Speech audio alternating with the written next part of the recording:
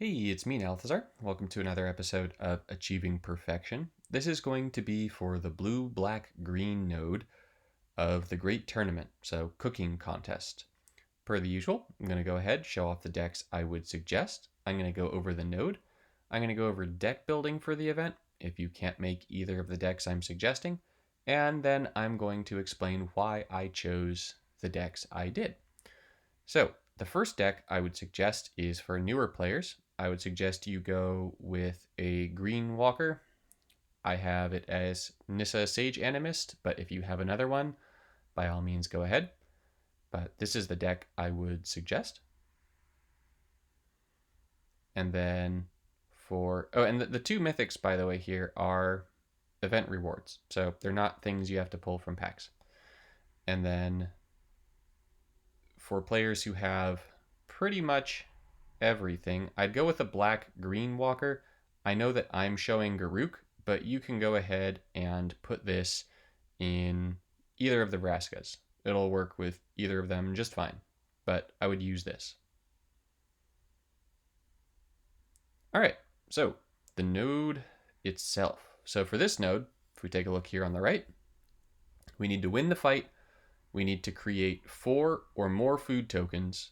We need to gain 15 or more life. So as food tokens break, or as they die, you gain 3 life. So really, you need to destroy 5 food tokens. Or if you have some other way of gaining life, that works perfectly well too. The permanent support says when you create a food token, convert 2 gems to your planeswalker's colors, then lose 2 life. The life loss is nullified by the life you'll be gaining from the food, and the gems being converted is ultimately just going to break more food tokens for you, which is going to get you more life.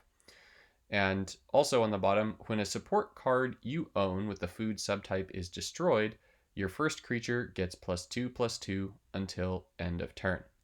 Now, this node, as you get into deck building, what you're going to want to do is just go ahead and in the search bar, go ahead and type in food. This is where you're going to want to start your entire deck building process off. Now, Gingerbread Cabin, if you have this card, this is the end all be all best card for this node. Like, hands down, it is the best card for the node. It's going to act as gem conversion, and with all the different cards in the game that help us fetch lands, you can use Gingerbread Cabin in conjunction with any of the land fetch. Just play it and you'll complete your food objective. I would advise that you run Gingerbread Cabin in conjunction with Nissa's Pilgrimage, as Nissa's Pilgrimage is not a land. It only costs 3 mana, and it's going to convert gems to green for you. You can go ahead and use, like, basically anything that fetches lands. So there are uncommons galore, there are rares, mythics galore that are going to fetch you lands, but you can use something as simple as Nissa's Triumph, which is going to fetch 2 lands from your library. And so with Nissa's Triumph and Gingerbread Cabin, boom, objective done for creating food tokens. Like, that's it.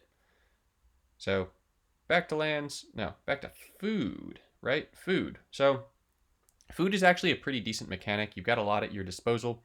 If you can run green-black, then bake into a pie is pretty nice because it's going to destroy a creature and give you a food, so this serves as removal.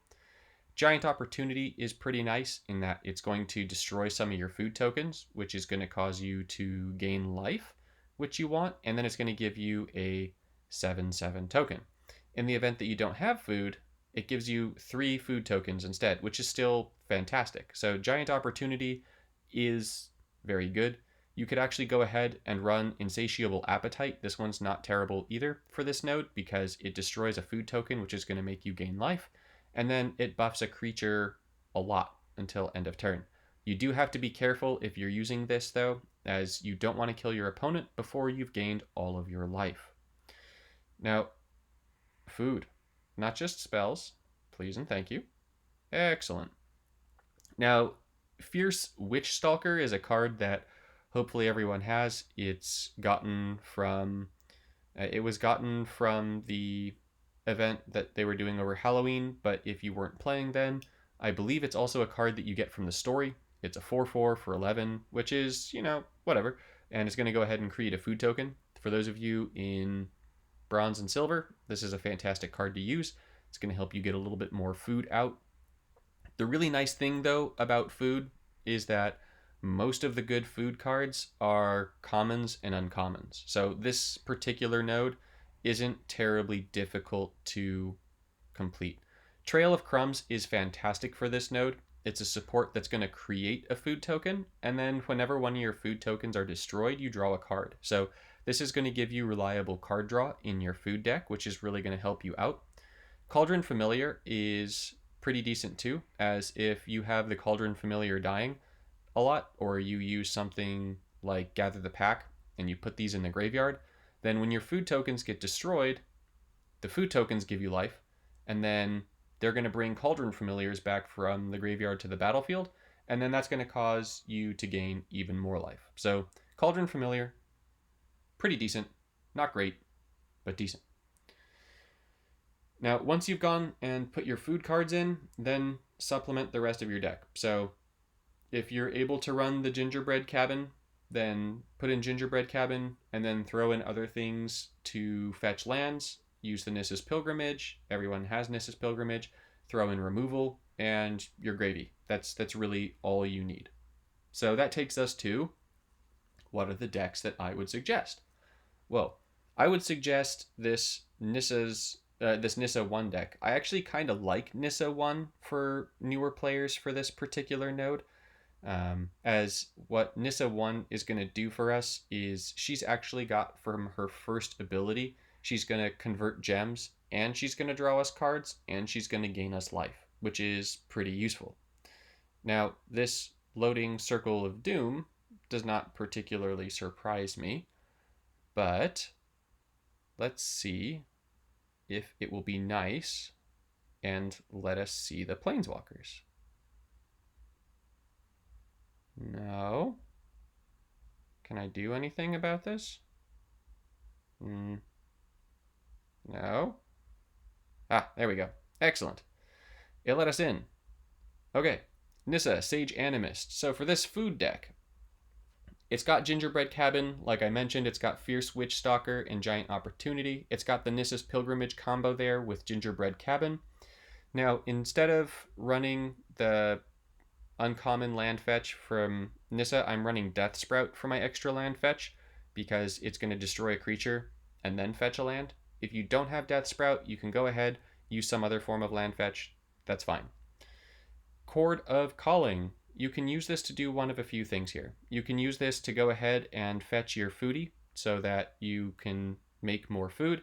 You can use it to fetch Night of Autumn. I would strongly suggest you use this card if you have it, if you can't make my other deck, because this one is going to enter the battlefield. It's going to make you gain life. It's going to destroy an opposing non-land support or get more powerful. So a 5/4 for 10 is solid.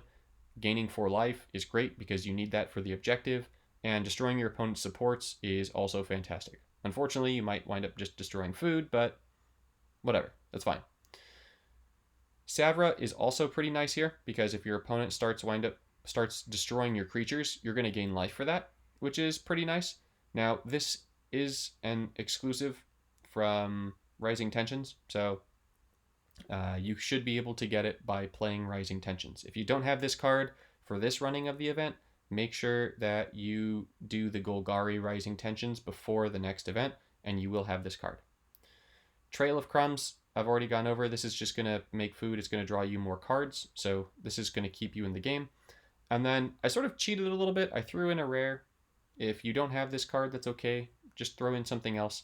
But this one here is a solid defender. It's going to block creatures with or without flying. It's going to buff up your creatures. The activated gem is going to be pretty easy to trigger because of all of the gem conversion that you're going to be doing. And then you gain life equal to the amount of creatures you control. So it just gives you a little bit more life gain. I found that in my testing of the deck, it was really easy to get all the food tokens out, and then I needed to work a little bit more to get the life gain. Now, that's part of where it's really nice to have Sage Animist, because you just spam that first ability for the life gain, and you'll be great. Or if you want, you can save for that third ability, Nature's Regrowth. It'll pop a bunch of food, and then that'll give you a bunch of life too. Now, this next deck, the one that I'm showing for Garuk that I'm using is actually my favorite deck in this whole event. I absolutely loved playing this last time. I love this deck. It's a whole lot of fun. So with this deck, what we're doing is we're running that gingerbread cabin strategy that I was talking about, except we have a whole bunch of things that are going to fetch it. We've got Golos, who's going to fetch it when he comes out. We've got Cavalier of Thorns, who's going to fetch it when he comes out. And we've got Primeval Titan, who's going to fetch it, not only when he comes out, but every time he attacks. So we're going to be getting so many gingerbread cabins down. Like, I would easily have 20 plus shields on my gingerbread cabin at the end of each of these matches, which just shows how many gingerbread cabins came down. So Nissa's Pilgrimage is the other gem converter here, just so we've got consistent gem conversion. It's not a land, which is very important. We've got Death Sprout. This is going to kill a creature and is going to get us more lands. We've got Killer Instinct. Killer Instinct is going to not only give us a creature, but it's also going to get us a gingerbread cabin for food. Just guaranteed, because the 3 creatures are all creatures that give food, which we like. Or they give us lands, which gives us food, right? We've got Nissa's Revelation. This is card draw, and it's life gain. This life gain alone completes the healer portion of this, because we only need to gain 15 life, which is nice.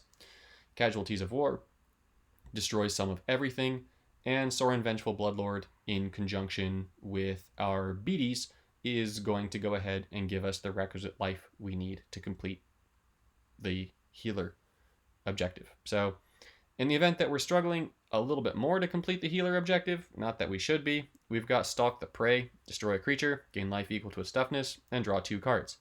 I also like that you can destroy your own creatures here if you need, so that you don't kill your opponent too quickly. Or if you do want to kill your opponent too quickly, go ahead and make your improved Cursed Predation token.